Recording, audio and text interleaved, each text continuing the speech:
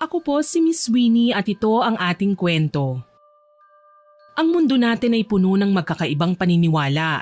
May mga naniniwala sa aswang, kulam, barang, gayuma, hula at kung ano-ano pa.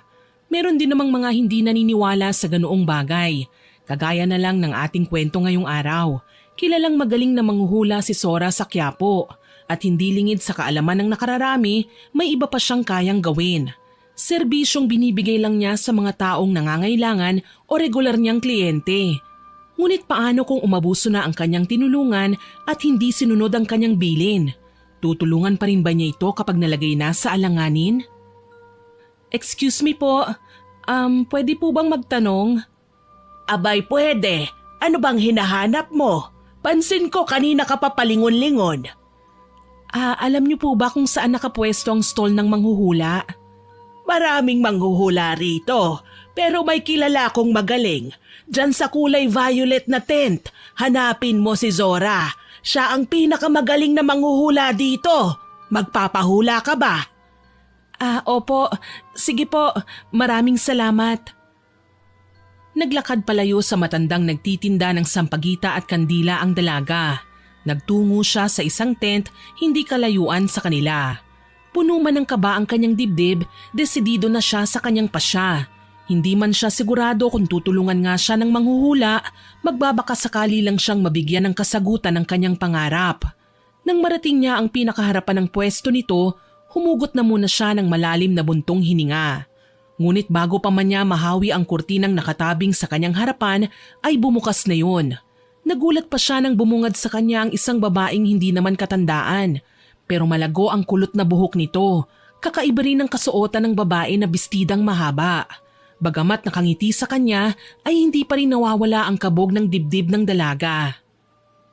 Magandang umaga sa'yo. Oh, bakit namumutla ka yata? Huwag kang matakot, hindi naman ako nangangagat eh.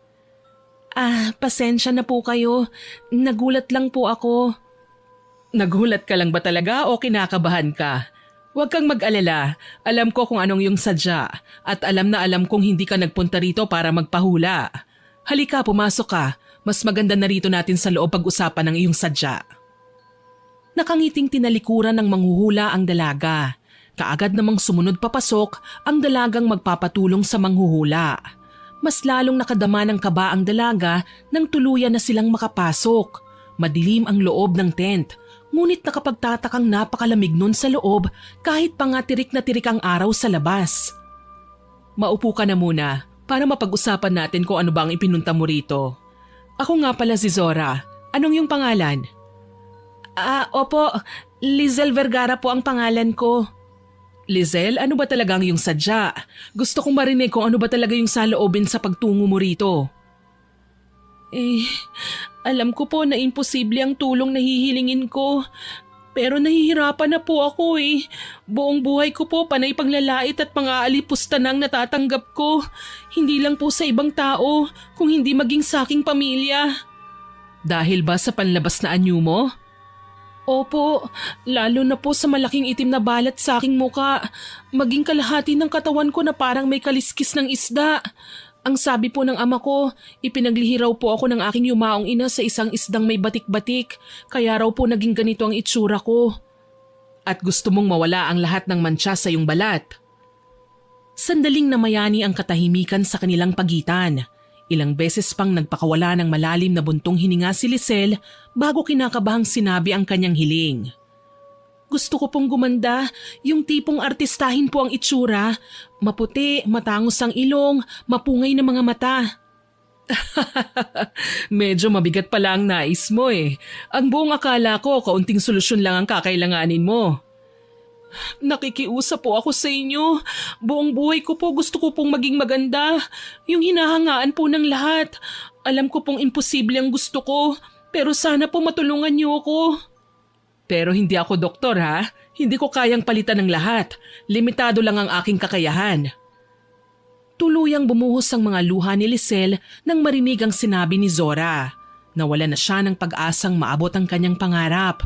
Habang si Zora naman ay tumayo sa kanyang kinauupuan at lumapit sa isang aparador na natatabingan ng kulay itim na tela. Pagkabukas ng aparador, pinadaanan niya ng haplos ang mga boteng may laman ng iba't ibang kulay na likido. Nang magawi ang kanyang kamay sa boteng naglalaman ng kulay asul na likido, kinuha niya yon. Ipinagitna niya sa kanyang mga palad ang bote at saka siya umusal ng mga lengguwaheng siya lang at mga kagaya niya ang nakakaintindi rito. Matapos gawin yon, muli siyang bumalik sa harapan ni Lisel na umiiyak pa rin. Tumahan ka na, walang magagawa ang pag-iyak mo. Mukhang hanggang pangarap ko na lang talaga ang pagganda. Hindi naman ako mayaman para makapagparetoke. Bukod sa mga panglalait at mga alipusta, ano pa ba ang pinakadahilan ng hiling mo? Gusto ko rin pong maranasan na mapuri, ang mahalin at ingatan, ang hangaan. Sige, tutulungan kita, pero sa isang kondisyon. Talaga po? Tutulungan niyo po ako? Naku, maraming salamat po. Hep, anong salamat? Hindi mo yata narinig ang sinabi ko eh. May kondisyon akong ibibigay sa'yo. Kahit ano pa po ay gagawin ko para gumanda lang. Tinitigan munang mabuti ni Zora si Lisel. Pinapakiramdaman niya muna kung maaari ba niyang mapagkatiwalaan ang dalagang humihingi ng tulong at ng ekstrang serbisyo niya. Mukhang mabait ka naman at masunurin. Bueno, bago ko ibigay ang gamot na makakatulong sa'yo, nais ko munang mangako ka na hindi mo gagamitin ang pagganda sa masamang gawain. Gagamitin ang pagganda sa masama? Posible po ba yun? Pero sige po, pangako po, hindi ko po gagamitin ang pagganda sa masamang gawain. Tumango si Zora at saka inabot sa dalagang si Lisel ang boteng naglalaman ng kulay asul na likido. Nang makuha na yun ng dalaga, tinitigan pa niya yun ng mabuti. Matapos gawin yun, kunot ang kanyang noo na tumingin kay Zora. Paano po ako gaganda sa likidong ito? Inumin mo, pagkatapos ay isipin mong mabuti kung ano ba ang nais mong maging itsura. Ngunit kailangan maubos mo ang laman ng bote. Yun lang po, iinumin ko lang po ito tapos gaganda na ako? Oo, kailangan lang nating maghintay ng ilang minuto para makita ang epekto nito. Ilang buwan po ang itatagal ng epekto? Hindi buwan, hindi rin taon, kung hindi habang ikaw ay nabubuhay. Habang sinasabi yon ay nagsisindi naman ng mga kandila si Zora. Matapos niyang gawin ang pagsisindi, sinenyasan niya si Lisel na inumin na ang gamot. Tumalima naman ang dalaga. Inisang tunggalang niya ang likidong kulay asul. Napangiwi pa siya dahil sa mapaklang lasa nun. Pagkatapos inumin yon ay umupo muna siya. Dahil pakiramdam niya bigla siyang nahilo. Kalmado namang umupo si Zora sa tapat niya. Ilang minuto pa ang lumipas, napangiti na ang babaeng manghuhula. Kumuha siya ng isang salamin at iniabot yon kay Lisel. Nanginginig at kinakabahang kinuha niya mula sa kamay ng manghuhula ang salamin. Dahan-dahan ang ginawa niyang pagharap nun sa kanyang muka. At nang makita niya ang bago niyang itsura, walang pagsidla ng sayang nararamdaman niya. Ako ba talaga to? Ang ganda! Ang kinis ng mukha ko! Ang tangos ng ilong ko! Totoo ba talaga ang nakikita ko? Hindi ba ako dinadaya ng aking paningin? Totoo ang nakikita mo. May iba ka pa bang gusto? Wala na po. Maraming salamat. Magkano po bang babayaran ko? Hindi ako nagpepresyo. Ikaw na ang bahala kung magkano ang kaya mo. Mawawalan kasi ng bisa ang aking gamot sa oras na magbigay ako ng presyo sa aking serbisyo. Ganun po ba? Okay na po bang 5,000? Babalik na lang po ako sa susunod kapag nakaipon na po akong muli. Okay na yan. Huwag mo lang kalimutan ang kondisyong na pag-usapan natin, ha? Naku, maraming salamat po. Aalis na rin po ako. Hinatid naman ni Zora palabas ang dalagang kliyente. Kumaway pa siya habang papalayo na ito sa kanya. Malaki ang ngiting ipinamaypay niya ang 5,000 na ibinayad ng kliyente. Hoy, Zora! Lola Tina, magandang umaga sa inyo. Iba ang dalagang pumasok kanina sa tent mo Sino yon? Siya rin po yun. Kaya nga po mukhang maaga na naman akong makakapagpahinga eh. Nagbigay ka na naman ba ng ekstrang serbisyo?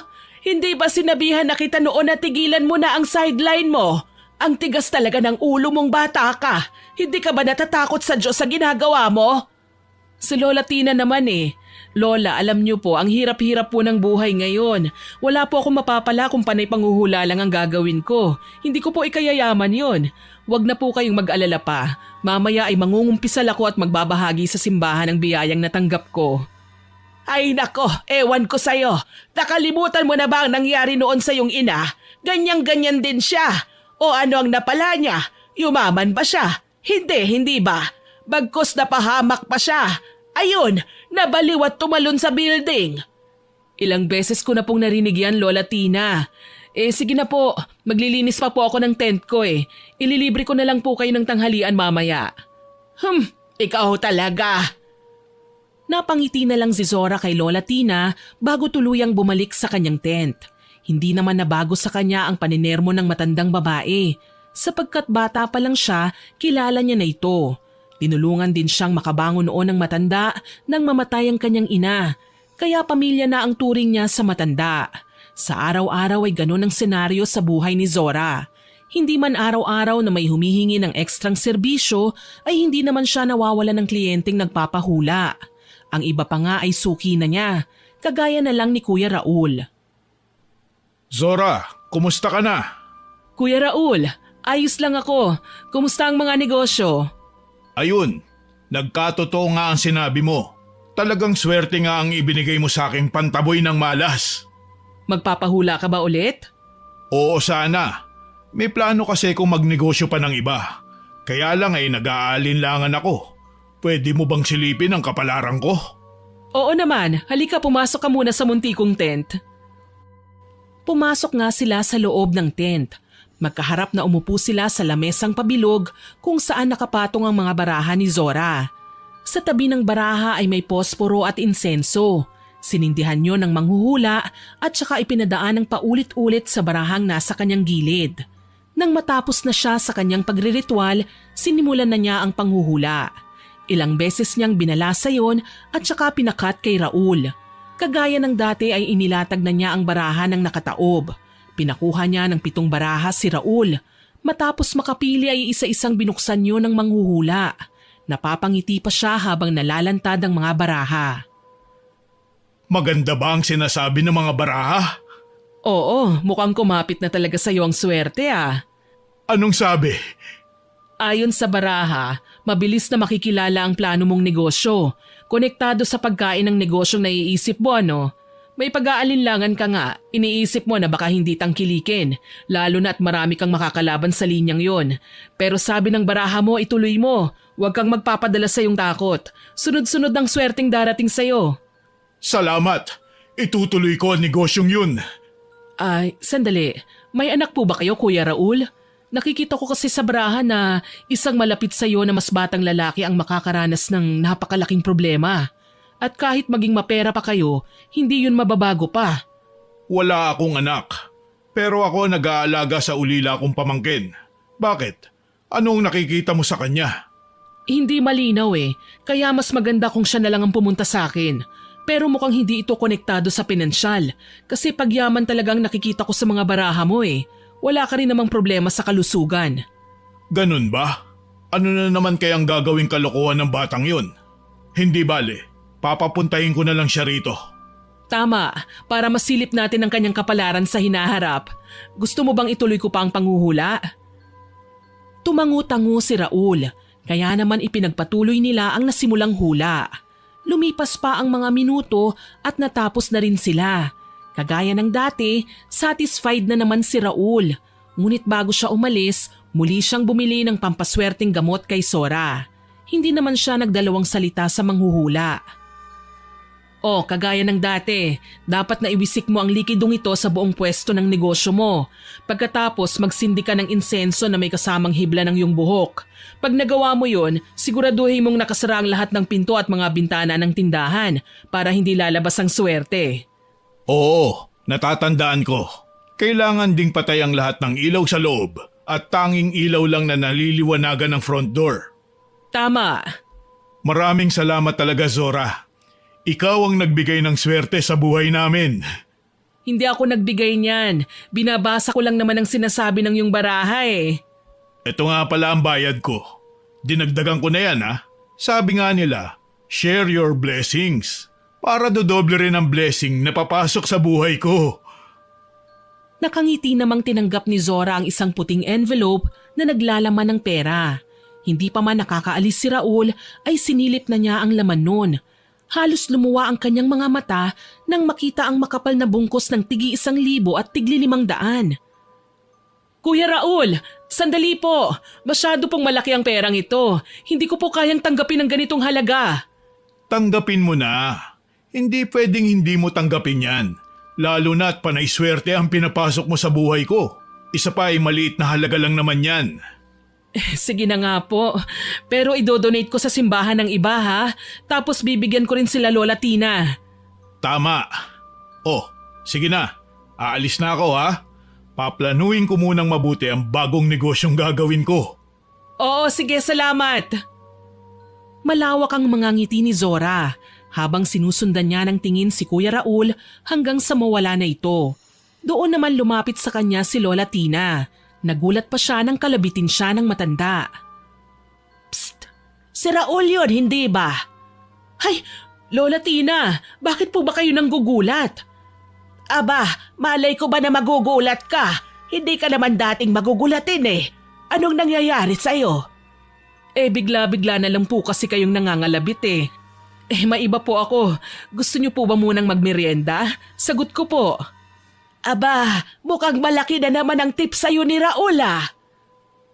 Matapat namang inamin ni Zora kay Lola Tina ang tungkol sa malaking pera na natanggap niya. Maging ang matanda ay nagulat. Kaya naman ikinuwento niya rito ang biglaang paglago ng negosyo ni Kuya Raul. Sinabi na rin niya ang tungkol sa pagbibigay ng donasyon sa simbahan. Masaya naman si Lola Tina sa narinig. Isa rin kasi ito sa maraming deboto ng simbahan. Habang si Raul, nang makauwi na sa kanilang bahay, nadatna ng kanyang pamangkin na malalim ang iniisip. Oh, Tope. Ang lalim yata ng iniisip mo ah. Ayos ka lang ba? Mano po, Tito Raul? Ay, naisip ko lang po kung pangit ba ako? Pangit ba ang ugali ko? Ano po bang problema sa akin? Bakit lahat na lang ng babaeng nagugustuhan ko, binabasted lang ako? Ang iba pa nga po, tinatawanan at tinahamak ako. Iho, wala naman talaga sa'yo ang problema eh. Kaya lang ay masyadong matataas ang babaeng inaabot mo. Katulad na lang ni Kylie. Modelo yun. Don't get me wrong ha. Gwapo ka, mabait at may pera. Kaya lang may mga babae talaga. Ang gusto ay mga lalaki na malalaki ang katawan. Magdadalawang buwan na po akong nagpapalaki ng katawan ko sa gym. Kaso hanggang dito lang po talaga ang kaya ng katawan ko eh.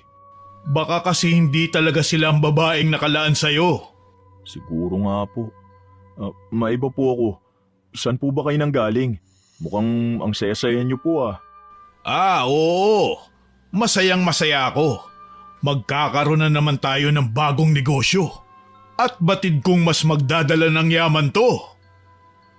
Nagkibit balikat lang si Tope, habang si Raul naman ay tutungo na sana sa kusina para kumuha ng inumin nang biglang maalala nito ang sinabi sa kanya ng manghuhulang si Zora.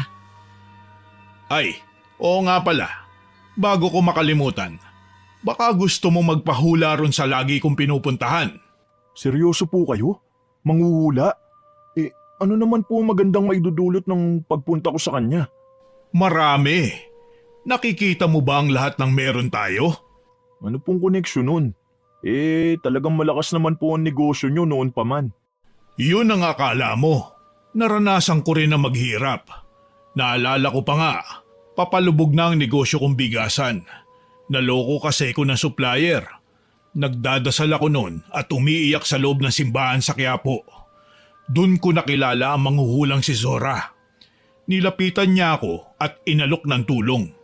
Nung una akala ko scam, pero sinubukan ko pa rin ang ibinigay niyang tulong. Kaya eto na tayo ngayon. May magandang buhay, marangyang buhay at malakas na negosyo. Dahil lang po sa hula kaya tayo yumaman? Siyempre hindi. Pero espesyal si Zora.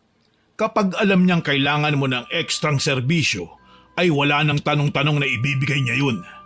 Kailangan mo lang maging totoo sa kanya. Napakunot ang noo ni Tope sa sinabi ng kanyang tiyuhin. Hindi niya alam kung maniniwala ba siya o hindi.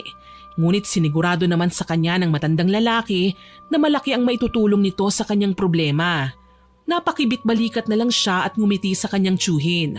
Lumipas pa ang mga araw at may nakilala siyang isang magandang dalaga sa isang convenience store. Isang simpleng kahera lang siya, ngunit sa unang kita pa lang nabihag na kaagad ang puso ni Tope. Ito lang po ba, sir? Bali 121 lang po. Ha? Oo. Sandali. Ito. I receive 500 pesos. Ito po ang sukli niyo, sir. 1,2,379. Salamat po. Balik po kayo ulit. Natulala si Tope nang makita niya ang magandang ngiti ni Lisel. Kung hindi pa pumitik-pitik ang dalaga sa kanyang harapan, ay baka inabot pa siya roon ng mas matagal. Ayos lang po ba kayo, sir? Oo. Okay lang ako. Pasensya na kung hindi mo mamasamain. Pwede ko bang malaman ang pangalan mo? Tinatanong mo ang pangalan ko, sir? Ako po si Lisel. Kayo po, sir. Huwag na, sir. Tawagin mo na lang akong Tupi. Nagkamay ang dalawa. Nang mahawakan ni Tope ang kamay ni Lisel ay hindi niya mapigilan ng mamula. Bagay na ikinahihiya niya sa tuwing nangyayari yon. Lalo na at mestizo siya. Kaya naman kitang-kita ang pagkukulay kamatis niya. Plano pa sana niyang makipag-usap sa dalagang maganda. Ngunit isang customer ang tumapik sa kanya at tinanong kung tapos na ba silang maglandian. Kaya naman napapakamot na lang si Tope ng kanyang batok. Wala siyang nagawa kundi ang umalis na lang at umuwi. Pagdating sa bahay, naabutan niyang nagbibilang ng pera sa sala ang kanyang tiyuhin. Tito? Bakit dito po kayo nagbibilang? Hinihintay kasi kita. Ano ba yung binili mo? Siopaw po at ice cream. Sa inyo na lang po itong siopaw. Bakit nyo nga po pala ako hinihintay? Salamat. Sakto. Bola-bola ba to? Bola-bola nga. May ba ako? Tatanungin sana kita kung nagpunta ka na ba sa manghuhulang sinasabi ko. Tungkol po ba dun? Naku, nakalimutan ko po. Hindi pa po ako nagpupunta. Aba, kung talagang gusto mong magka-girlfriend, ay dapat ay puntahan mo na. Lalo na't napag-iiwanan ka na ng mga kasabayan mo. Kanina nagpunta sa store natin si Mendoza, yung kaklase mo dati sa koleyo. Kasama niya ang asawa at anak nila. Ako kailan kaya ako magkakaapo sa'yo? Bata pa naman po ako. Pero sigurado po ba kayong magaling yung manghuhula? Abay, oo naman. Garantisado. Matapos ang kanilang pag-uusap, nabuo na rin ang pasya ni Tope. Susubukan niya munang mapalapit kay Lisel at kung makikita niyang may pag-asa ay hindi na niya kakailanganin pang magpunta sa sinasabi ng kanyang tiyuhin. Napapangiti pa siya habang iniisip kung ano nga ba ang ipapahula niya. Nang bigla na lang niyang maalala ang magandang mukha ni Lisel habang nakangiti. Para pa siyang nagde-daydream habang kinakain ng ice cream na binili niya. Sa mga lumipas na araw, panay lang siyang nagpapapansin kay Lisel hanggang sa maging magkaibigan sila. Lumipas pa ang 1, 2 at 3 linggo. Plano na sanang magtapat ni Tope kay Lisel. Ngunit nakita niya itong may kausap na ibang lalaki. Mas nabalot pa ng selos ang kanyang dibdib nang yakapin ng magandang lalaki ang kausap nito. Kaya naman pagka-uwi sa kanilang bahay, kaagad niyang tinanong ang kanyang tiyuhin kung saan ang eksaktong pwesto ng manghuhula. Hindi ka pa rin ba nagpupunta sa Quiapo? Hindi pa po. Pero ngayon, desidido na po ako. O sige, alam mo ba yung simbahan sa Quiapo? Sa labas nun, may mga nakahilerang stall. Puntahan mo yung nag-iisang may trapal na kulay ube. Paano po ako makakasigurado kung tama ang napuntahan ko? May matandang babae na nagtitinda ng kandila at sampagita sa tabi niya. Hanapin mo si Zora. Kilala siya ron. Pag nagkita na kayo, sabihin mong pamangkin kita. Sige po. Kinabukasan ay lumakad na si Tope. Pagdating sa harap ng simbahan, kaagad niyang nakita ang sinasabing tolda ng kanyang tiyuhin. Namumukod tangi ngayon. Nag-iisa lang ito na may ibang kulay na gamit. Bukod pa ron ay saradong-sarado pa ang pwesto. Naglakad siya palapit doon. Sinalubong naman siya ng matandang sinasabi rin ni Raul. Iho, kandila, iba-iba ang kulay at laki. May sampagita rin akong tinda. Pagbalik ko na lang po. Sige po pala, bibili na po ako ng sampagita. Ilan ang kukunin mo? Sariwa pang mga yan, kagagawa ko lang. 3 na lang po. Magkano po ang isa? 25 ang 3 tali. Sige po. Nang makuha na ni Tope ang kanyang binili ay nagtaka pa siya sapagkat ang sabi ng matanda ay 25 ang 3 tali. Ngunit 3 tig-3 set naman ang inabot sa kanya. Kaya tinanong niya ang matandang babae. Sinabi lang nito na isang tali ay 3 talaga ang laman.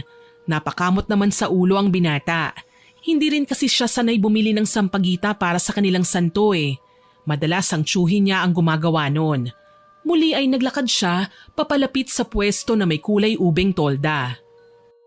Tao po! Pagkasabi noon ay biglang may humawi ng kurtina sa kanyang harapan. Bumungad sa kanya ang isang babaeng hindi pa naman katandaan. Nakangiti ito sa kanya at binati siya. May kailangan ka ba, binata? Magpapahula? Opo. Pamangkin po ako ni Tito Raul. Siya po ang nagpapunta sa akin dito. Pasok ka. Pumasok si Tope sa loob ng tent ni Zora. Napakislot pa siya nang maramdaman ang lamig ng kanyang buong katawan. Nagtataasan din ang kanyang mga balahibo. Hindi niya tuloy maiwasang makaramdam ng takot. Napanatag lang siya nang muling magsalita na si Zora. Maupo ka muna. Talagang sinabihan ko ang iyong tsuhin na papuntahin ka rito. Talaga po? Kaya pala niya ako kinukulit. Oo, lumabas ka kasi sa barahan niya eh. Handa ka na bang malaman ang iyong hinaharap? Sandali lang po. Hindi ko po gustong malaman ang hinaharap ko. Ang gusto ko po sana magpahula tungkol sa love life ko po. May gusto po kasi akong babae. Gusto ko lang pong malaman kung siya na po ba. Tumangulang si Zora at kagaya ng dati binalasan niya ang kanyang mga baraha. Pagkatapos pinahati niya yon sa 3 pakaliwa. Ikinalat niya ang mga baraha sa lamesa at pinapili ng 8 cards si Tope. Kumuha ka ng 8 cards. Huwag mo munang ipapakita sa akin, ha? Sige po. Sinunod nga ng binata ang sinabi ni Zora. Pagkatapos ay iniabot niya ang 8 cards sa manghuhula. Nang dumikit ang daliri ni Tope sa kamay ni Zora, ay bigla na lang napamulagat ang manghuhula. Napahigpit din ang hawak niya sa mga baraha. Napansin naman yun ng binata. Ayos lang po ba kayo? Oo. Pasensya ka na. Nagkibit balikat lang si Tope, habang si Zora naman ay napapaisip sa kanyang nakitang mga imahe. Nakita niya kasi ang kulay itim na bumabalot dito. Bukod pa ron ay may nakita rin siyang mga sugat ang lalaki sa muka at braso. Umiling ang manghuhula at sinimula ng buklatin ng mga baraha. Ano po bang sinasabi ng mga cards? Lagi ka bang nababasted? Ha? Paano niyo po nalaman? Lumabas sa baraha eh. Lagi kang pinapaasa pero hindi ka naman nila binibigyan ng pagkakataon. Ngunit may nakikita ko ritong isang babae na mamahalin mo ng lubusan. Wala akong makitang detalye sa kanya eh. Ngunit nakikita ko ritong magsasama kayo. Kaya lang kailangan mong maging maingat. May panganib na paparating. Isang madilim na pangyayari ang magaganap bago mo mas maintindihan kung ano ba talaga ang gusto mo sa buhay. Ang babae po bang sinasabi niyo yung sinabi ko sa inyo kanina? Oo, ayos lang ba na magpanibagong balasa tayo? Nais ko lang makumpirma ang katauhan ng babaeng ito. Hindi na po kailangan. Sapat na po sa akin ang malamang makakasama ko siya. Ibig sabihin, may pagkakataon ako sa kanya. Kaya lang po, mukhang may iba siyang gusto. Bueno, kung yan ang pasya mo, wala naman akong magagawa. Aminin ko po sa inyo hindi po talaga hula ang ipinunta ko rito. Napangisi naman si Zora sapagkat nang sabihin pa lang ng binata na ang tanging nais niyang ipahula ay tungkol sa usaping puso, naramdaman na niyang may iba pa itong pakay. Kaya naman walang sali-salitang tumayo siya at kinuha sa kanyang lalagyan ng isang boteng naglalaman ng kulay pulang likido. O ito, tanggapin mo, pero wag mong aabusuhin. Nagkakaintindihan ba tayo? Ano po ito? Ano bang kailangan mo para mapaibig ang dalagang inaasam mo? Ang ibig niyo po sabihin, gayuma po ito? Mamahalin na ako ng gusto ko? Oo, pero wag mong aabusuhin. Ano pong ibig niyo sabihin? Isang patak lang kada linggo ang gamit niyan. Huwag kang lalabis o huwag ka ring magkukulang. Sapat na siguro yon para magkasama kayo habang kayo ay nabubuhay. Talaga po? Naku, maraming salamat po. Hindi na ako kailanman mababasted. Magugustuhan na rin niya ako. Nakangiting tumangutangulang si Zora. Tiwala naman ang manghuhula na susunod ito sa kanyang bilin. Pamangkin naman kasi siya ni Raul na regular naman niyang kliyente. Matapos ang kanilang pag-uusap, masayang umalis si Tope at umuwi na. Ngunit bago yon ay nag-abot muna siya ng pera kay Zora.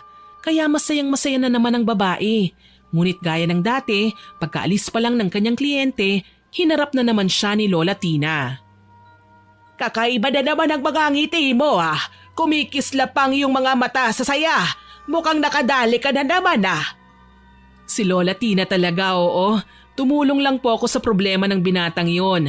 Lagi raw po kasi siyang binabasted eh. Yung binata kanina, kagwapo nun. Nababasted pa rin. Kaya nga po eh. Ayun, naawa po ako, tinulungan ko na. Nako, wag mong sabihing umulit ka na naman. Ang tigas ng ulo mo. Hindi ko na alam kung anong pangaral pa ang gagawin ko para lang pakinggan mo ang mga babala ko. Ay, nagugutom po ako. Kayo rin po ba? Tara, libre ko na po kayo. Nako, iniiba mo na naman ang usapan eh. Ikaw talagang bata ka.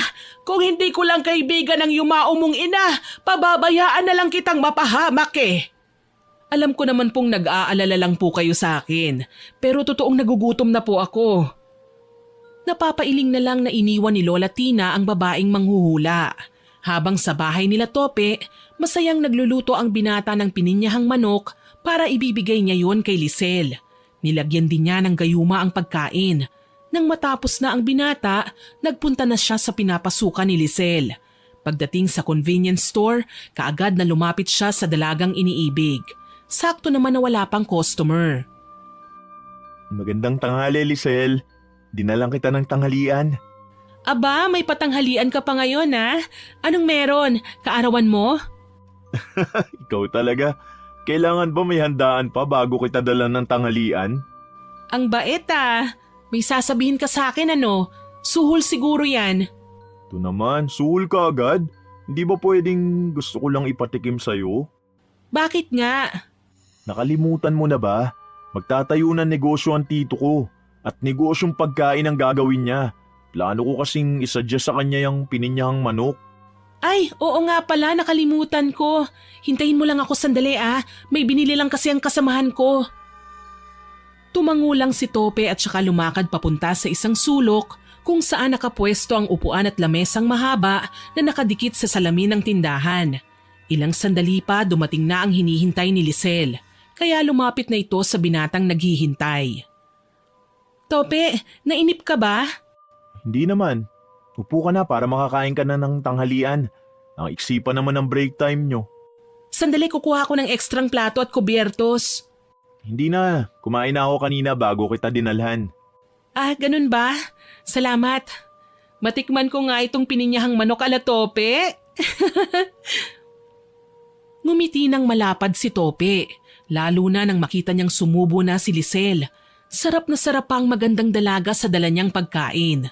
Hindi na siya makapaghintay sa paggana ng gayumang ibinigay ng manghuhulang si Zora. Nang matapos ng kumain si Lisel, nagpaalam na rin siyang uuwi. Oh, anong tingin mo sa luto ko? Panalo! Paniguradong magugustuhan ng magiging customer niyo. Ang sarap at nuot hanggang sa buto ang linamnam eh. Talaga? Mabuti naman at nagustuhan mo. Sa susunod na linggo, dadala naman kita ng ibang putahe. Pero bago yun, pwede ba kitang sunduin mamaya para ihatid sa tinutuluyan mo? Ang dami mo pang sinabi. Gusto mo lang pala akong sunduin mamaya. Sige na, umuwi ka na. Hintayin na lang kita mamaya. 7 ang out ko ha. Masayang masaya si Tope na umuwi ng kanilang bahay. Pagbukas ng kanilang front door, bumungad sa kanya ang kanyang tiyuhin na nanonood ng palabas sa telebisyon. Kaya naman lumapit siya rito para magmano at kamustahin ang tindahang pinapatayo. Mano po, Tito Raul. Kumusta na po yung itinatayong tindahan? Kaawaan ka ng Diyos. Maayos naman sa site. Walang naging problema at abirya. Mukhang sa loob lang ng 2 linggo, makakapagbukas na tayo. Talaga po? Ano naman po ang magiging pangalan ng kainan natin? Tops Express. Naisip ko kasi na tumatanda na ako. Kaya ang bagong negosyo natin para talaga sa'yo. Alam mo na, hindi natin masabi kung kailan tayo mawawala sa mundong ibabaw. Naku, masamang damo po kayo. Imposibleng mawala kayo kagad sa mundo. May kasabihan nga po tayo na mahirap mamatay ang masamang damo.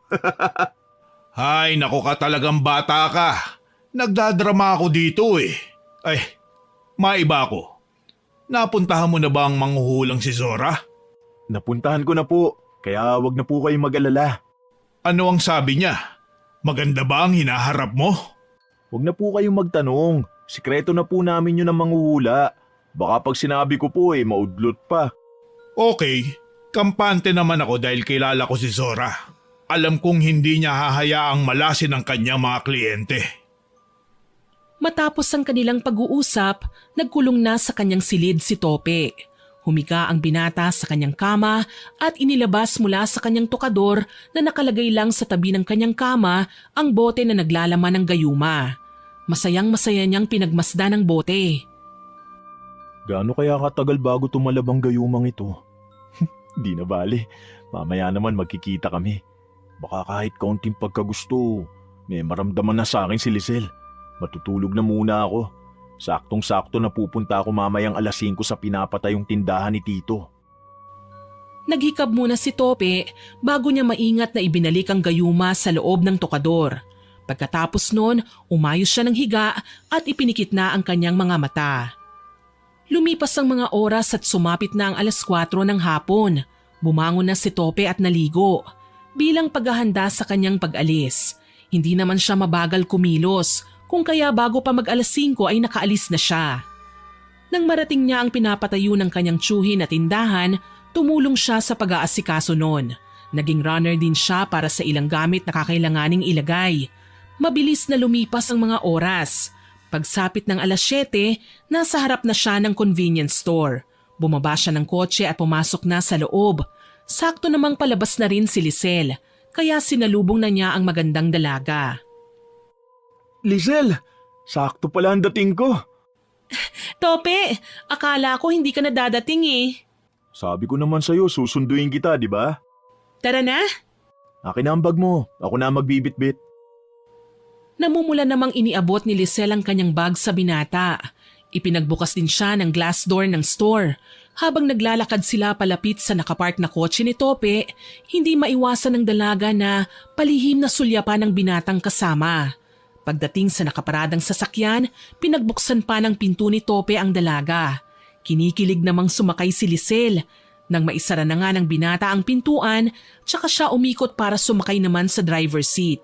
Habang binabagtas nila ang daan pauwi sa inuupahang apartment ni Lisel, hindi maiwasang magtanong ang dalaga sa binata. Tope, may nais sana akong malaman eh. Ano yon? Gusto ko lang sanang malaman kung may girlfriend ka na. Siyempre wala. Kung meron man, paniguradong hindi kita kasama ngayon. Talaga? Wala ka pang girlfriend? Bakit mo naman naitanong yan?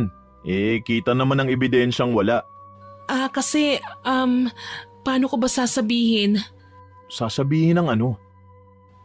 Sandaling namayani ang katahimikan sa pagitan nilang dalawa. Hindi dahil sa wala silang maisip na sabihin sa isa't isa, kung hindi dahil naghihintay lang si Tope sa sasabihin ng magandang dalaga na si Lisel.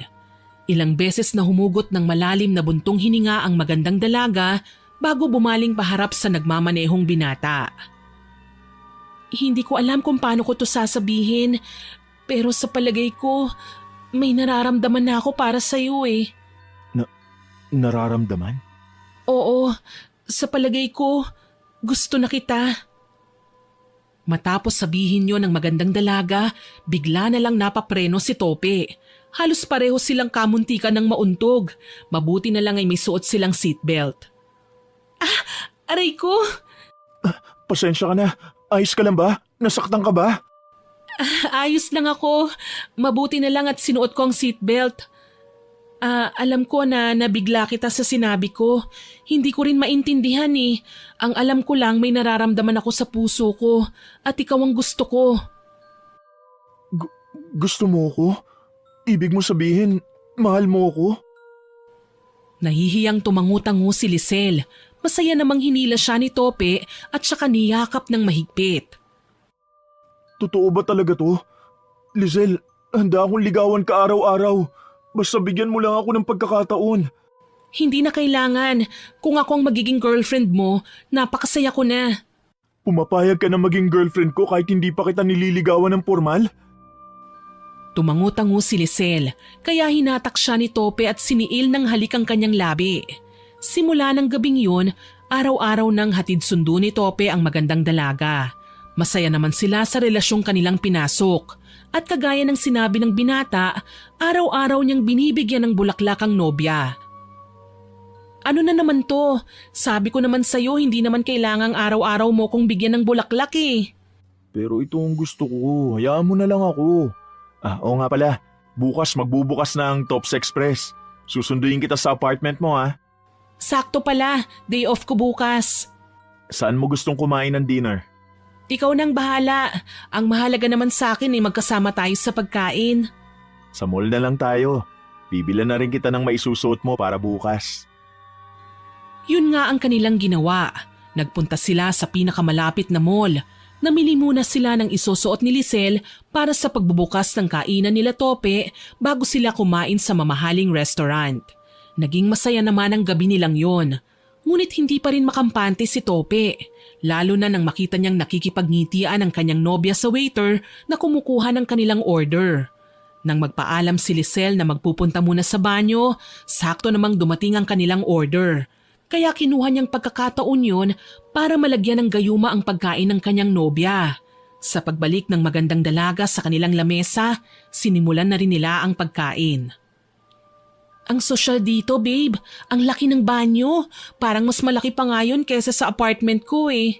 Sinabi ko naman sa'yo na pwede kitang kuhanan ng kondo. Ayaw mo lang kasing pumayag. Hindi na, ikaw talaga. Ang mabuti pa kumain na tayo. Mukhang masarap ang lahat ng order natin ah. Sa bawat pagsubo ng pagkain ni Lisel, hindi napipigilan ni Tope ang mapangiti habang kumakain. Hindi naman yun napansin ng dalagang sarap na kumakain. Lumipas pa ang oras at natapos na sila. Hinatid na rin ng binata ang kanyang nobya sa apartment nito. Matapos ang gabing yun, nakampante na si Tope. Kinabukasan, maagang sinundo ng binata si Lisel. Kaagad silang dumiretso sa Tops Express. Naabutan na nila roon si Raul na nakikipag-usap sa ibang bisita. Nang makita sila ng may edad na lalaki, nilapitan sila nito at binati. Oh, mabuti naman at nandito na kayo. Hintayin lang natin si Father para sa ribbon cutting ha? Kumusta ka na, Lizelle? Ayos naman po. Tuloy na po talaga ang Tops Express natin. Masayang-masaya ako na nakikita ko pa ang mga negosyong iiwan ko sa'yo pagdating ng araw. Pero mas magiging masaya ako kung mag-aasawa ka na. Tutal, nandyan naman si Lizelle. Baka naman plano nyo ng bumuo ng pamilya. Si Tito naman, ayoko pong madaliin si Lizelle. Abay, dali-dalian nyo. Gusto ko pang kumarga at makapag-alaga ng mga apo ko. Napapakamot na lang sa ulo si Tope dahil sa hiya sa sinabi ni Raul. Habang ang dalaga naman ay namumula sa kaalamang gusto siya ng tiyuhin ng kanyang nobyo. Ilang sandali pa, dumating na rin ang paring hinihintay nila. Si Tope ang pinaputol ng ribbon ng kanyang tiyuhin. Maayos naman ang lahat. Nang sumapit na ang gabi, hinatid na ni Tope si Lisel. Habang nasa loob sila ng sasakyan, kinausap ng binata ang maganda niyang nobya. Babe, naisip ko lang, ano kaya kung magsama na tayo? Mag-live-in? Oo, pakakasalan naman kita eh. Kaya huwag kang mag-alala. Naisip ko lang kasi na mas makakatipid ka kung magsasama na tayo. Ako ang bahala sa lahat ng gastusin sa bahay. Saan naman tayo titira? Hindi sa ayaw ko sa bahay ng tito mo ha. Kaya lang nahihiya ako eh. Lalo na't hindi pa tayo kasal. Wala namang problema. Pwede tayong kumuha ng sarili nating bahay. Kahit tulugan lang. Gagawin mo yun? Siyempre naman. Lahat gagawin ko para sa'yo. Sige, pumapayag ako. Talaga? I love you, babe. Masayang-masaya namang nagyakapan ng dalawa, lalo na si Tope, sapagkat sa lahat ng babaeng kanyang minahal, tanging siya lang ang naging nobya niya. Kaya gusto na niyang lubos-lubusin. Nais pa niyang pakasalan nito. Ngunit bago yun ay nais niya munang masigurado ang itatagal ng gayuma sa magandang dalaga. Nang gabing yon na maihatid na si Lisel, kaagad niyang inayos at inimpake ang kanyang mga gamit. Pagkatapos ay humarap muna siya sa salamin at pinagmasdan ng maganda niyang muka. Napangiti siya nang makita ang sariling refleksyon. Makinis pa rin ang kanyang balat. Wala pa ring nagbago simula nang mapaganda siya ng manghuhulang si Sora. Nang makontento na siya ay tsaka lang siya nagpahinga at natulog na. Kinabukasan, pagkahatid ni Tope kay Lisel sa trabaho, naghanap na siya ng lilipatan nila. Hindi naman siya nabigo dahil sa ilang oras niyang pagtititingin sa mga binibentang bahay, natagpuan na niya ang magiging tahanan nilang dalawa ng nobya. Kaya nang sumapit na ang uwian ni Lisel, kinuha na nila ang mga gamit ng magandang dalaga at dumiretso na sila sa kanilang bagong bahay. Ito ang magiging bahay natin? Ang ganda! Oo, pero hindi pa kumpleto ang gamit natin. Baka bukas makabili na ako ng mga gamit, kahit pa unti-unti. Dito tayo bubuo ng pamilya. Napakasaya ko. Tara sa loob. Masayang pumasok ang dalawa sa kanilang bagong bahay. Simula ng araw na yon, unti-unti nang nagbago ang kanilang buhay. Sa paglipas ng isang buwan, malaki na ang ipinagbago ng ugali ni Lisel. Naging selosa na ito. Kagaya na lang ng gabing yon. Sinundo siya ni Tope sa trabaho at habang hinihintay ang nobya, nakipagkwentuhan ang binata sa kasamahan nitong babae. Kaya nang nasa loob na sila ng sasakyan, bigla na lang umiyak si Lisel at inaway si Tope. Ang saya mo habang nakikipag-usap kanina kay Charlene ha. Gusto mo ba siya? Nagagandahan ka ba sa kanya? Ano bang sinasabi mo, babe? Huwag mo sabihin sa akin na nagsiselos ka. Babe, wala ka naman dapat na pagselosan eh. Ikaw lang ang mahal ko. Sa mga mata ko, ikaw lang ang maganda. Sinungaling! Kitang-kita ko kung paano kang umiti habang kausap mo siya eh. Hindi mo naman siya dating kinikibo eh. Babe, huwag ka na magselos. Huwag kang mag-alala. Simula ngayon, hindi ko na siya kakausapin. Promise? Pero makikita mo pa rin siya. Eh di, hindi ko na siya titingnan. Mag-resign na lang kaya ako. Kung yan ang magpapakampante sa'yo, papayag ako. Tutulungan na lang kita sa Tops Express. Masayang sumang-ayon na lang si Tope dahil hindi na niya nais pang lumaki ang pagtatampo ng nobya. Kaya naman sa mga sumunod na araw, lagi niyang kasama si Lisel. Minsan ay iniiwan na niya ito sa kainan na kanyang pinapatakbo. Lalo na kapag pinapatawag siya ng kanyang tiyuhing si Raul. At nang minsang mangyari yon, naabutan niyang sinisigawan at pinagagalitan ng nobya ang ilang mga tauhan nila. Nagmamadaling nilapitan niya ang mga ito. Oh, ano nangyayari? Eto kasing makating babae na ito eh. Masyadong ambisyosa. Alam mo ba na pinagnanasaan ka niya? Akala yata niya mapupunta sa kanyang lahat ng kita rito kapag naakit ka niya at naagaw sa akin eh. Ano? Tanya, totoo ba yan? Umiiyak namang nagpaliwanag ang kanilang kahera. Sinabi ng babae humahanga lang siya dahil kahit sa batang edad ay napapalakad ng maayos ni Tope ang kainan nila. Sinang-ayunan naman yon ng iba pang trabahador, maging ang kanilang serbidora. Kaya naman napahilamos na lang ng kanyang mukha si Tope at niyaya ang nobya na umuwi na muna sila. Ngunit hindi pa tapos si Lisel. Ganun na lang yun? Hindi ako makakapayag. Dapat sisantihin mo ang malanding babae na yan. Babe, please, umuwi na tayo. Sa bahay na lang tayo mag-usap. Huwag mong sabihin na mas naniniwala ka pa sa kanya kesa sa akin. Hindi ganun yun. Sa ngayon, hindi ko pa siya matatanggal. Kailangan ko muna maganap ng papalit sa trabaho niya. Niloloko mo ba ako? Hindi kita niloloko, babe. Umuwi na tayo. Alam kong pagod ka na. Fine. Ikaw babae ka? Ayoko nang makita pang pagmumukha mo rito bukas ha. Kapag nakita pa kita, sisiguraduhin kong pagsisisihan mong nabuhay ka pa sa mundong ito. Tinignan lang ni Tope ang kanyang empleyado bago umalis kasama ang kanyang nobya. Habang nasa daan pa uwi, hindi napigilan ni Tope na kausapin ang kanyang magandang kasintahan. kahit pa nga alam niyang maaaring magalit din ito sa kanya. Babe, napapansin ko na napapadalas ang pag-init ng ulo mo. May problema ka ba? Alam mo ang problema ko at yun ay ang mga malalanding haliparot na kagaya ng kahera natin sa Tops Express. Naku, kung hindi nga lang masama ang pumatay, baka naging kriminal na ako. Hayaan mo na lang sila, babe. Alam mo naman na ikaw lang ang mahal ko eh. At hindi kita ipagpapalit kahit kanino. Tandaan mo yan, ikaw lang ang nasa puso ko. Kahit na, ayokong pinagnanasahan ka ng iba. Ang gusto ko ako lang, akin ka lang. Hindi malaman ni Tope kung matutuwa ba siya o matatakot kay Lisel ng mga sandaling yun, sapagkat tila nawala na ang mabait at mahinahong dalaga na kanyang inibig. Lumipas pa ang mga araw at mas lumala pa ang pagiging obses ni Lisel, kaya hindi na napigilan pa ni Tope ang magbukas ng kanyang saloobin sa kanyang tiyuhin. Nang magkita sila, humingi siya ng payo rito. Tito, hindi ko na alam ang gagawin ko. Nasasakal na ako sa sobrang pagkasilosa ni Lisel.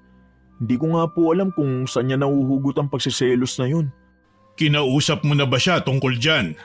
Lagi ko naman pong sinisigurado sa kanya na siya lang ang mahal ko. Umamin ka nga sa akin. Ano ba talaga ang pinagawa mo kay Zora? Kasi kung nagpahula ka, malamang nasasabihin niya na maaaring mangyari ang bagay na ito. Naging desperado na po kasi ako eh. Ang gusto ko lang naman po mahalin ako ng babaeng mahal ko. Hindi ko naman po inakalang ganito ang mangyayari. Ginayuma mo si Lisel? Nahihiyang yumuko si Tope. Batid niyang hindi naman talaga tama ang kanyang ginawa eh. Ngunit hindi rin niya inakalang ganito ang magiging epekto. Nais pa sana niyang maglabas ng kanyang saloobin sa kanyang tiyuhin nang may matanggap siyang tawag mula sa kanyang empleyado. Ayon dito, nagwawala sa kusina ang kanyang nobya. Kaya naman nagmamadali siyang nagpaalam kay Raul. Ano? Sige, pupunta na ako. Tito, pupunta muna ako sa kainan natin. May emergency lang po. O sige, mag-ingat ka ha. Huwag kang masyadong mag-alala. Tutulungan kitang lumapit muli kay Zora. Tumangulang si Tope. Patakbo siyang lumapit sa kanyang kotse. Nang makasakay na kagad, pinaharurot na niya yon. Halos paliparin na niya ang kanyang sasakyan para maawat ang kanyang nobya na kanya lang ginayuma. Wala pang kalahating oras ay narating na niya ang harap ng Tops Express. Pagkaparada niya ng sasakyan, patakbong pumasok siya sa loob ng kainan at dire-diretso siya sa kusina. Nagimbal siya ng madatnang sinasabunutan ni Lisel ang isa sa kanilang babaeng tagaluto. Walang sino man sa mga naroon ang magtangkang umawat. Takot ang lahat na madamay eh. Kaya hindi na nag-isip pa ang binata at kaagad na nilapitan ng nobya para awatin. Babe, tama na! Bitiwan mo na siya! Hindi! Ayoko! Masamang babae siya! Gusto kanyang agawin sa akin! Babe, nakikiusap ako sa'yo. Bitiwan mo na siya! At ipinagtatanggol mo pa ang babaeng ito? Mas pinapanigan mo ba sila kaysa sa akin? Babe, hindi ganun yun. Kumalma ka na muna. Padabog na binitawan ni Lisel ang buhok ng tagaluto. Pero nagulat si Tope nang tumingala ito. Doon lang niya nakita ang malaking paso sa mukha nito. Kaya naman sinenyasan niya ang ilang empleyado na ilayo na ang tagaluto. Doon lang sila kumilos. Inalalayan nila ang babae palabas ng kusina. Nang makalabas na ang lahat, tsaka niya hinarap si Lisel. Ano na naman bang gulo to? Sinabi ko naman sa'yo na wala kang dapat ipagselo sa kahit na kanino. Huwag ka nang magalit sa akin, babe. Hindi ko lang napigilan ang sarili ko kanina eh. Siya naman kasi, narinig kong sinabi niya na pogi ka raw at kanin na lang daw ang kulang. Babe, pinagpapantasyahan ka niya eh. At bilang girlfriend mo, hindi ako makakapayag na bastusin kanila ng ganon. Naiintindihan mo naman ako, hindi ba? Hindi ko na alam, babe. Ang laki-laki na ng ipinagbago mo. Hindi na kita kilala. Hindi mo na ba ako mahal? Wala akong sinabing ganyan. Alam na alam mong mahal kita. Pero maling-mali na eh. Sobra na. Hindi naman ganito ang gusto ko. Pangit na ba ako sa paningin mo? Bakit ganyan ka? Bakit hindi mo ako maintindihan? Umuwi na lang tayo. Pagod ako. Hindi pa man nakakasagot si Lisel, iniwan na niya ang kanyang nobyo. Natatarantang kinapa niya ang kanyang muka at nanalamin sa pinto ang salamin ng malaking freezer. Tinignan niyang mabuti kung bumalik na ba ang pangit niyang muka. Ngunit kahit anong pabaling-baling ay hindi pa rin naman nagbabago ang kanyang anyo. Maganda pa rin siya. Hindi rin bumalik ang malaking balat niya sa muka. Doon nabuo ang kanyang pasya na babalik siya sa manghuhula sa Quiapo. Sa palagay niya kasi, hindi na nagagandahan pa si Tope sa kanya. Nang gabing yun, pagka-uwi nila ay malamig ang pakikitungo ni Tope kay Lisel. Kahit anong gawin niyang pagpapapansin, binabaliwala siya ng nobyo. Masama man ang loob ay nakatulugan na lang niya yon. Kinabukasan, maagang gumising ang magandang dalaga at pinuntahan si Sora. Anong kailangan mo? Magpapahula ka ba? Hindi po, nandito po ako para bumili ng gamot. Gamot? Para saan? Hindi na po ako maganda sa paningin ng boyfriend ko eh. Kaya sa palagay ko, nawawala na po ang epekto ng pinainom niyo sa akin. Nagpapatawa ka ba? Wala akong makitang diferensya sa itsura mo. Paano mo nasabing nawawala ng bisa ng ginawa ko? Pero hindi na po nagagandahan sa akin ng boyfriend ko eh. Ayoko po siyang mawala. Lisel, tama ba?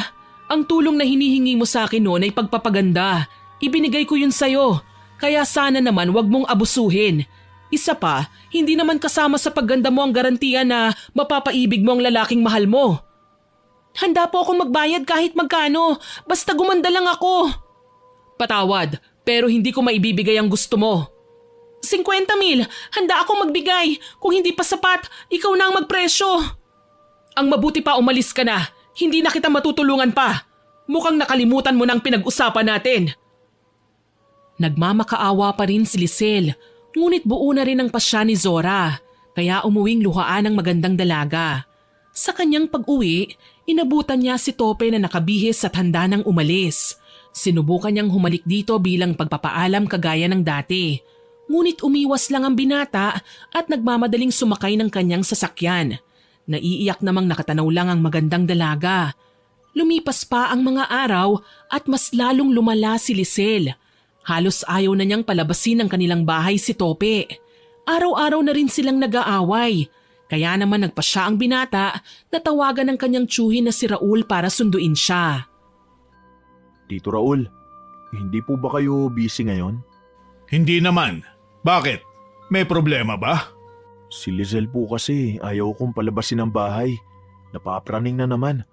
Baka pwede niyo po akong sunduin dito. Gusto ko po sanang puntahan ng manghuhulay. Gusto ko na pong ipatanggal yung bisa ng gayuma. Sige, pupuntahan kita. Hintayin mo ako dyan. Matapos ang kanilang pag-uusap, bigla na lang nakarinig ng malakas na sigaw si Tope. Nanggagaling yun sa kanilang kusina. Nagmamadali naman niyang pinuntahan yun. Pagdating doon, inabutan niyang nag-hysterical si Lisel. Anong nangyayari sa balat ko? Ang hapde! Lisel, ano nangyayari? Huwag kang lalapit! Huwag mo akong titignan! Ang makinis kong balat! Bakit? Bakit nangyayari ito? Nag-aalalang lumapit si Tope. Kahit pa nga sinabihan na siya ng nobya na huwag lumapit. Ngunit labis siyang nabigla nang makita ang napakaraming sugat sa braso ng kanyang nobya. Ano to? Bakit nagkakaganito ang balat mo? Sandali, dadaling kita sa ospital. Hindi pwede. Ayoko sa ospital. Pero kailangan kitang dalhin sa ospital. Kumawala si Lisel sa pagkakahawak ng kanyang nobyo na si Tope. Nang makawala ay nagtatakbo siya papasok ng kanilang silid. Doon ay natatarantang tinignan niya ang kanyang itsura sa harap ng salamin. Para siyang pinagbaksakan ng langit at lupa nang makitang nagsusugat na nga ang kanyang balat. May mga markaring lumalabas na sa kanyang muka. Humahagulgol na napasigaw na lang siya sa sobrang takot na kanyang nararamdaman. Hindi niya inaasahang mangyayari ang bagay na yun. Ang tanging nais lang naman niya ay gumanda. Dala ng sobrang pighating nararamdaman, nawalan siya ng malay. Yun naman ang inabutan ni Tope, nakabubukas lang ng nakakandadong pinto ng kanilang kwarto. Lisel! Tarantang nilapitan ni Tope ang walang malay na kasintahan. Sa kanyang paglapit, doon lang niya nakita na hindi lang pala sugat ang meron sa katawan ng kanyang nobya. Maging ang mukha nito naapektuhan na rin. Yun naman ang eksenang inabutan ni Raul. Nagulat pa ang tiyuhin niya pagkakita sa kalagayan ni Lisel. Anong nangyari? Hindi ko po alam. Sa palagay ko po may kinalaman ng gayumang ginamit ko. Tito Raul, ano pong gagawin ko? Dalhin na muna natin siya sa ospital. Pagkatapos, dumiretso tayo kay Zora. Kung totoo ang hinala mo, tanging siya lang ang makakatulong sa atin. Opo. Babe, Lizelle, patawarin mo ko. Hindi ko akalain ganito ang mangyayari. Huwag mo na munang dibdibin ang bagay na yan. Madali ka, buhatin mo na siya. Umiiyak na binuhat ni Tope ang magandang dalaga. Nagmamadaling dinala siya sa pinakamalapit na ospital. Pagdating doon, inasikaso lang nila ang mga kailangang ayusin bago sila umalis at nagtungo sa Quiapo. Ilang minuto lang ang biniyahe nila bago narating ang pwesto ni Zora. Pagdating doon ay walang paligoy-ligoy na sinabi nila sa manghuhula ang kanilang pakay. Zora, sinamahan ko ang pamangkin ko. Mukhang nagkaroon ng problema ang gamot na binigay mo. Paano nangyari yon? Sa tagal ko nang ginagawa ito, ngayon palang nagkaroon ng ganitong kaso. Ano ba ang nangyari? Aminin ko po. Sa palagay ko, napasobra yung gayumang napainom ko sa girlfriend ko. Isang beses 1 linggo lang dapat na pinapainom yon. Paano mo nasabing sumobra? May mga panahon po na hinahaluan ko ang pagkain niya sa tuwing napapansin kong nanglalamig siya eh. Ano? Hindi ba't sinabihan na kita na makakasama kapag sumobra? Nakakadismaya ka naman. Malungkot na napayuko na lang si Tope dahil sa kahihiyang nadarama. Napahugot naman ng malalim na buntong hininga si Zora. Hay nako, tinulungan ko na nga kayo, ganito pa? Hindi na talaga ako magpapadala sa awa ko sa mga kagaya ninyo. Pasensya ka na, Zora. Hindi ko rin alam ang tungkol sa gayuma. Nito lang niya kasi sinabi sa akin eh. Ano ngayon ang plano nyo? Gusto ko po sanang mapawalang bisa yung gayuma. Kaya niyo naman po yung gawin, di ba? Tumayo si Zora at lumakad ng pabalik-balik habang nakahawak sa kanyang ulo. Hindi dahil sa naiinis siya sa binata, kung hindi dahil sa paraang alam niya para mawala ang bisa. Bigyan mo ko ng magandang rason para tulungan ka. Totoong mahal na mahal ko po si Lizelle. Kahit pa nga nakakasakal na siya minsan, hindi nagbagong nararamdaman ko para sa kanya. Ano-ano bang naging epekto sa kasintahan mo? Kanina lang po bigla na lang siya nagkaroon ng sugat sa buong katawan niya. Nagkaroon din po siya ng batik-batik na pulang marka sa mukha. Ano? Imposible. Kung magkaroon man ng epekto ang gayuma ay pagkahilo, pagsusuka at pananakit ng buong katawan. Paanong nangyari na? Hindi ko po alam. Maliban na lang kung ang ginayuma ay nakulam. Matutulungan mo ba kami, Zora? Pag-iisipan ko, mas magandang umuwi na muna kayo. Pagkatapos ng 2 araw, bumalik kayo sa akin para sa sagot ko. Pero Halika na, Tope. Bumalik na lang tayo sa 1 araw. paano po si Lizelle? Hindi madali ang gusto mo, pero kung madadala niyo siya sa akin bukas, baka malaman natin kung ang gayuma ba talaga ang dahilan. Sige po, dadaling ko na lang siya bukas. Matapos sabihin yun ay nagpaalam na rin ang magtiyo. Habang sa ospital naman kung nasaan si Lizelle ay nagkaroon ng gulo. Nagwawala siya at inaaway ang lahat ng nurse at doktor na pumapasok sa silid na kanyang kinalalagyan. Nagsimula ang lahat ng sabihin sa kanya ng doktor na hindi nila alam kung anong sakit ang meron siya. Dahil ayon sa resulta ng kanyang mga test, normal naman daw ang lahat. Umalis kayong lahat! Mga wala kayong silbi! Pera lang namin ang gusto nyo! Pero wala naman kayong magagawang tulong! Peste kayo! Mga mukhang pera! Matapos sabihin yun ay walang sabi-sabing nagwala na naman siya. Lahat ng kanyang mahawakan ay kanyang ibinabato papunta sa pinto. Walang may lakas ng loob na pakalmahin siya dahil lahat ng magtatangkang lumapit sa kanya ay sinasaktan niya. Yun naman ang nadatnang eksena nila Tope at Raul. Nang makita ni Lizelle ang nobyo niyang binata, bigla na lang siyang bumalik sa higaan at nagtalukbong. Ginawa niya yon para takpan ang kanyang itsura. Lizelle, ano nangyayari? Maayos na ba ang pakiramdam mo? Huwag kang lalapit! Ayokong makita mo ako sa ganitong sitwasyon. Alam ko sa oras na makita mo ang itsura ko, hindi mo na ako mamahalin. Hindi mangyayari yun. Lalo na't may makakatulong na sa atin. Hindi ko nga lang alam kung mapapatawad mo pa ako kapag gumaling ka na. Hindi ako magagalit sa'yo. Sa puso ko alam kong ikaw lang ang tinitibok nito. Masaya akong malaman na mahal mo ko. Mahal na mahal din kita kahit nakakapagod na. Sa ngayon, sisiguraduhin kong gagaling ka. Huwag ka nang mag-alala, Lizelle. Bukas ay pupunta tayo kay Zora. Matutulungan kanyang gumaling. Walang sagot na nakuha si Raul sa nobya ng kanyang pamangkin. Nang bigla na lang nitong tanggalin ang kumot na bumabalot sa kanya at saka lumapit sa kanila. Zora, tama bang narinig ko? Oo, pupunta tayo kay Zora. Bukas dadalhin ka namin sa kanya. Hindi ko alam kung maniniwala ka, pero magaling si Zora. Isa siyang magaling na manghuhula sa Quiapo. Zora? Manghuhula? Sa Quiapo? Oo, babe. Hindi lang panghuhula ang kaya niya.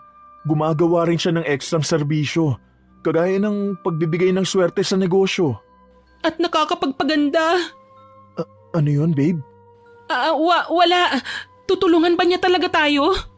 Oo, matagal ko nang kilala si Zora. Mabuti ang kanyang puso at maawain din. Kaya alam kong tutulong siya. Isa pa, nagsabi na siya na dalhin ka raw namin sa kanya. Hindi na umimik si Lisel. Iniisip niya ang sinabi ni Raul. Hindi pa man siya sigurado na babatid na niyang iisa ang Zora na kilala nila. Nababahala siya kung ano ang mangyayari sa oras na malaman ni Tope na hindi siya totoong maganda. Natatakot siya na iwanan siya nito at kamuhian.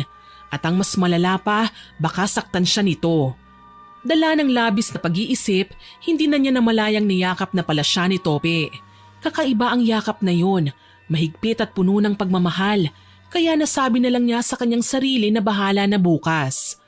Maaga palang kinabukasan, nagtungo na sila sa Quiapo. Mas dumoble ang isipin at kaba ni Lisel nang makita ang tinutumbok nila ay ang pwesto rin ng Zorang tumulong sa kanya para gumanda. Ngunit batid niyang wala na siyang pagpipilian pa sa ngayon, kaya tatanggapin na lang niya na babalik na ang dating itsura na ikinahihiya at itinatago niya. Babe, huwag ka mag-alala. Gagaling ka. Hindi ko lang alam kung mamahalin mo pa rin ako pero sa puso ko, ikaw lang ang mahal ko. Alam mong mahal kita, hindi magbabago yon. Ako ang hindi sigurado kung mamahalin mo pa ako pagkatapos nito. Hindi akong Lisel na inakala mo. Tama na yan. Ang mabuti pa, pumasok na tayo. Niyakap ng mahigpit ni Lisel si Tope. Sinundan pa niya yon ng isang halik. Naluluhang pinakatitigan pa niya ang binatang akala niya ay tunay niyang minamahal. Lingid sa kanyang kaalaman, ang lahat ng kanyang nararamdaman para sa binata ay epekto lang pala ng gayumang ginamit nito sa kanya. Magkahawak pa ang kanilang kamay sa pagpasok sa tent ni Zora. Nando naman ang manghuhula at halatang inaabangan sila. Mabuti naman at nandito na kayo. Maupo na kayo. Iiwan ko na lang silang dalawa sa'yo, ha? May kailangan pa akong lakarin eh. Oo, sige. Titig na titig si Zora sa magkasintahang iniwan ni Raul. Napangisi pa siya nang makita ang babaeng kasama ni Tope. Ngunit hindi siya nagsalita. Hinintay niya ang mga ito na magbukas ng usapin. Hindi naman siya naghintay ng matagal. Hanggang sa nagsimula ng magsalita ang binatang si Tope na halatang kinakabahan. Alam ko po na may kasalanan ako sa nangyari sa girlfriend ko. Nakikiusap po ako na tulungan niyo ako. Handa ba kayong harapin ang mga kahihinatnan ng mga ginawa niyo? Handa na po ako. Ikaw, Lizelle Vergara, handa ka bang harapin ang katotohanan? Babe, patawarin mo ko. Alam kong iisipin mo na niloko kita. Alam kong pandidirian mo ko oras na makita mo ang totoong itsura ko. Anong ibig mong sabihin? Hindi ako totoong maganda. Tinulungan lang ako ni Madam Zora. Gamit ang gamot na binigay niya at pinainom sa akin, nagkaroon ako ng mukhang gusto ko. Patawarin mo sana ako. Hindi kita niloko. Totoong mahal kita. Hindi kaagad nakaimik si Tope. Magulo ang kanyang isipan. Hindi niya mawari kung ano ba ang kanyang nararamdaman ng mga sandaling yon. Lalo na at alam niyang peke ang pagmamahal na nararamdaman ngayon sa kanya ng nobya. Ilang minuto rin ang nagdaan bago nakakilos at nakahugot ng lakas ng loob ang binata. Patawarin mo rin ako. May ginawa ako para mahalin mo ko. Anong ibig mong sabihin? Hindi totoo ang nararamdaman mo para sa akin. Peke lang. Mahal mo lang ako dahil sa gayumang inihahalo ko sa pagkain mo. Gayuma? Nakakahiya mang aminin pero tama ang narinig mo. Ginayuma lang kita. Masyado akong desperado noon. Sabik sa pagmamahal ng isang babae. Kaya naman ayos lang sa akin kung kamumuhian mo na ako ngayon. Naguguluhan ako. Paanong… Hindi na natapos pa ni Lisel ang kanyang sasabihin. Bigla na lang siyang nangisay sa kanyang kinauupuan. Nataranta naman si Tope at kaagad na niyakap ang dalaga. Habang si Zora naman, napabuga na lang ng hangin. Ay naku naman, paniguradong umeepekto ng paghahalo ng mga gamot. Kayong mga kabataan talaga. Pakiusap po, tulungan niyo po siya. Tanggalan niyo na po ng bisa ang gayuma. Tatanggapin ko po ang kaparusahan. Basta maging maayos lang po ang lagay ni Lizelle. Kung gano'n ay buhatin mo siya, ihiga mo ng maayos sa sahig. Tumalima naman si Tope. Binuhat niya ang nobya. Habang si Zora, tinanggal ang sapi ng kanyang lamesa at inilatag yon sa lapag upang doon ilagay si Lisel. Dahan-dahan ang ginawang pagbaba ni Tope kay Lisel. Nang maibaba na niya, kaagad na kumilos ang manghuhula. Pinalibutan niya ng 11 kandila ang dalagang nangingisay pa rin. Habang sa isang tabi, umiiyak at hindi na mapakali si Tope. Hoy, huwag kang tumayo lang dyan. Kailangan mo akong tulungan sa paghahanda. Sige po, ano pong gagawin ko? Sindihan mo ang lahat ng kandilang nakapalibot sa kanya. Pagkatapos ay umalis ka na at kumuha ng isang buhay na manok. Kailangan ay native. Kakailanganin ko ang sariwang dugo nun. Para saan po ang sariwan dugo? Huwag ka ng maraming tanong. Gawin mo na lang. Natatarantang sinunod na lang ni Tope ang mga sinabi ni Zora. Inihanda naman niya ang iba pang sangkap na kanyang gagamitin. Hindi man siya sigurado sa magiging resulta, isa lang ang alam niya. Mawawala ang bisa ng gayuma at pampaganda. Ngunit hindi siya sigurado sa magiging epekto sa katawan ni Lisel. Nang matapos si Tope sa pagsisindi ng kandila, nagtatakbo siya palabas para maghanap ng buhay na manok. Ngunit hindi pa man siya nakakalayo na pagtanto niya na wala siyang alam na mabibilhan nun sa Quiapo. Yun ang kanyang iniisip nang bigla na lang siyang kalabitin ni Lola Tina. Nagulat pa siya pero kaagad ding kumalma. Kayo lang po pala, Lola. Nanggaling ka na naman binata sa pwesto ni Zora, ano? Nagpahula ka ba o humingi ng ekstrang serbisyo? Hindi po. Nandito po ako para ipagamot ang girlfriend ko. Ganun ba? Mukhang nagbago na ang aming si Zora. Tama na ang daang kanyang tinatahak. O kung ganon, wala na akong dapat pang ipag-alala. Teka, kapansin-pansin ang iyong pagkabalisa ah. May problema ba? Kailangan ko pong makahanap ng buhay na manok. Yung native po. Kakailanganin daw po yun sa panggagamot sa girlfriend ko. Wala kang mabibilhan nun dito. Tanging mga sisiw na may iba't ibang kulay at mga hilaw na manok na panluto. Pero may alam ako na pwedeng pakiusapan. Talaga po? Sige po, samahan niyo po ako sa kanya. Isinama ni Lola Tina sa isang komunidad na kung saan dikit-dikit ang mga bahay na gawa lang sa mga pinagtagpi-tagping plywood at yero. Ngunit halos bungad lang ang kanilang pinuntahan. Dito ka na muna.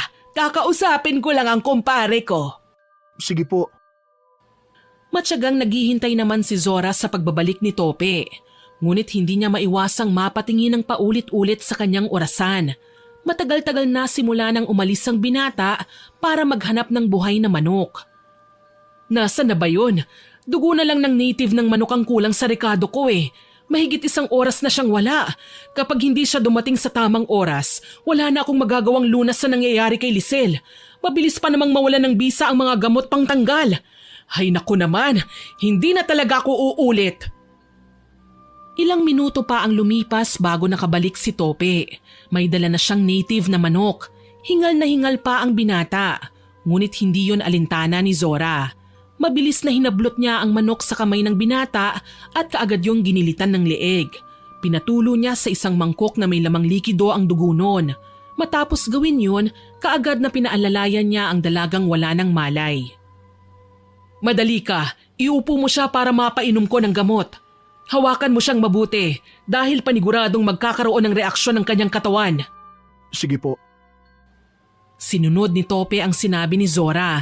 Hinawakan naman ng manghuhula sa magkabilang pisngi si Lisel at pinisilyon para mapainom dito ang gamot. Nang matapos mapainom, bigla na lang dumilat ang mata ni Lisel at nagsisisigaw ito. Kasunod nun ay ang walang hintong pagsusuka ng dalaga. Kulay itim pa ang nilalabas niya. Halos masuka-suka naman si Tope dahil sa amoy na bubulok yon. Habang si Zora, nag-oobserba lang. Lumipas ang halos kalahating oras. Tuluyan nang natanggal ang bisa ng gayuma. Ngunit kasama ding natanggal ang pampaganda na ibinigay naman noon ni Zora kay Lisel. Nang magbalik ang tunay na itsura ng dalaga, napaatras pa si Tope. Napansin naman yun ni Zora. Anong nangyari sa mukha at balat niya? Sinabi na niya, hindi ba? Nakalimutan mo na kagad? Totoo palang sinasabi niya. Ito pala ang ibig niyang sabihin. Oo, bumalik na ang dati niyang itsura. Nang tanggalin natin ang bisa ng gayuma, kasama ring natanggal ang nabulok na gamot pampaganda. Maraming salamat, Madam Zora. Tope, parehas na tayong malaya ngayon. Oo, pasensya ka na talaga. Sorry din, Tope. Hindi man natuloy ang kanilang pag-iibigan ay naging matalik na magkaibigan naman sina Lisel at Tope. Sa paglipas ng mga taon, nagkaroon din sila ng kanya-kanyang pamilya. Hindi na rin nila inungkat pa ang nakaraan. Habang si Zora naman, patuloy pa rin sa kanyang propesyon sa panghuhula. Madalang na rin siyang sermonan ni Lola Tina. Sa karanasang ito, mas mauunawaan natin na may mga pagkakataon na para lang makuha natin ang ating nais ay nagpapakadesperado tayo sa madaliang paraan. Hindi na natin naiisip ang masamang maidudulot nito sa ating buhay. Lagi po sana nating tandaan na ang bagay na nakuha sa madaliang paraan ay mabilis ding mawawala sa ating mga kamay. Sana po ay nagustuhan niyo ang aking ibinahaging kwento. Pero bago ko po tapusin ito, hindi makukumpleto ito nang walang shoutout sa masusugid nating listeners. Shoutout po kay Erica De La Tor, kay Alma Hornales, kay Mike James Tapak, kay Jehovah Jeric, kay Ranilyn Yam 28. Hello din po kay Rochelle Rodihero na new subscriber po natin. Salamat po sa pagsusubscribe, ma'am. Shoutout din po kay Leticia Gabito, kay Arlinda Manalo, kay Ella Diaz, kay Laila Avila, kay Juan, kay Myla Navares, kay Sir Mel, kay Attorney T. Pharma at kay Jason Dogilio.